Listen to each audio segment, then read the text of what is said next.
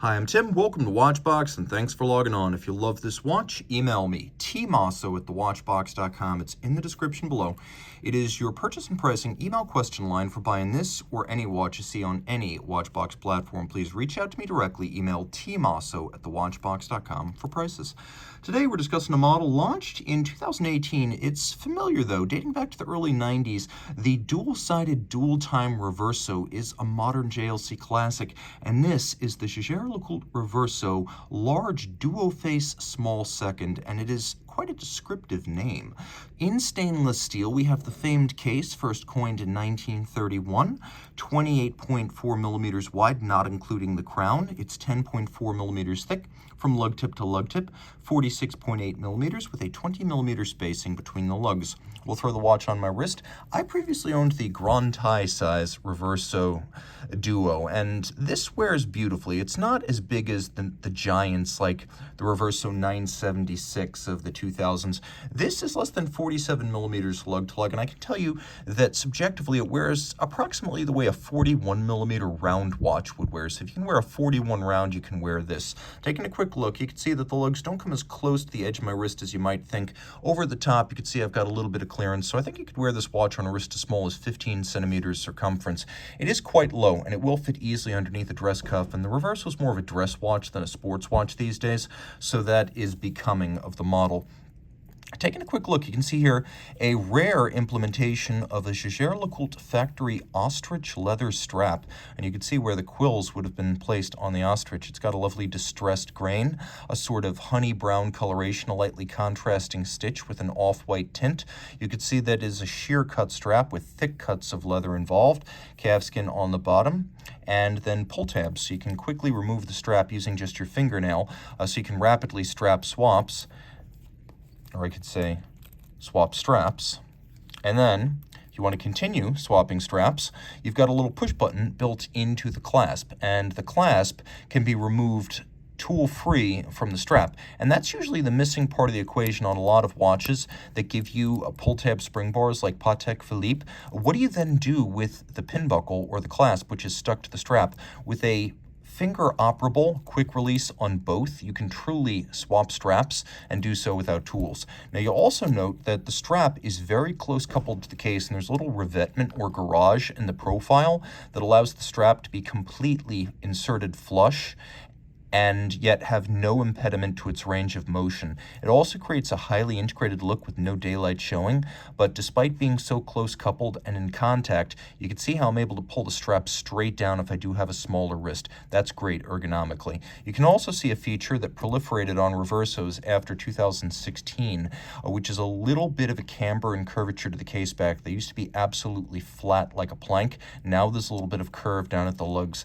In 1931, the first Reverso was created as a sports watch. The idea was, back when crystals truly were glass, you could put steel on one side of the case, glass on the other, turn the case over to present the steel to the blows of, as we're told, polo mallets, because that was the impetus for the original Reverso per JLC. But that idea that you would have a shatterproof steel visage on the Verso side was revolutionary at the time. Today, and really since the early 90s, JLC has been using the reverse of the case as a platform for a complication or a display caseback. And the complication here is an independent second time zone. And while the primary dial of the watch is not loomed, the travel time dial absolutely is.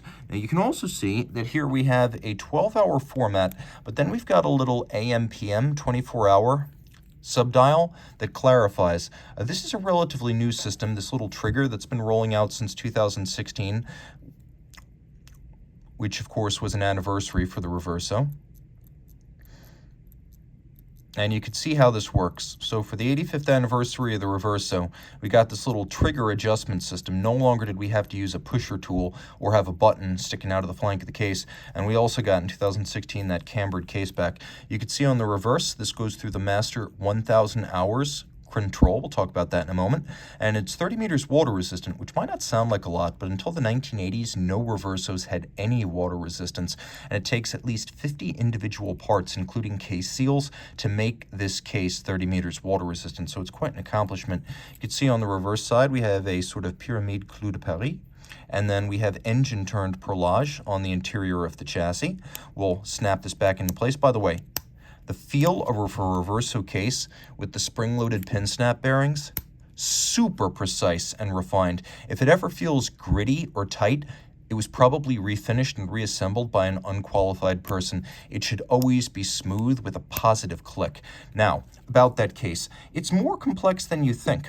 Oftentimes online we see a shot like this and we assume that it's a simple rectangle, but in fact it has conical lug profiles that are squared off on their end. It has these vaulted rounded case flanks. It has these gadroons or strakes that wrap all the way around both sides, and we have a little bit of a recess or countersink to the crown. You can also see the dial, very form follows function, early 1930s, satin finish from top to bottom. We have a sort of inverse pyramid or cross-hatching at the center. We have a rectangle within a rectangle within a rectangle case, primary dial, inner dial, and then we have these small seconds. We have blued broadsword-style hands and vertically oriented transferred Arabic numerals. Now, inside the case, we have a JLC manufacturer movement. It is the caliber 854. It goes through that master 1,000 hours control. So, 1,000 hours control over 41 days of testing. That involves chronometry, water resistance, power reserve tests, durability testing, all of that. And that is the 1,000-hour control. JLC first introduced that in 1992, and after 2004, it included the 1,000 hours control on all watches except the caliber 101 micro movement, which means all the Reversos also got it.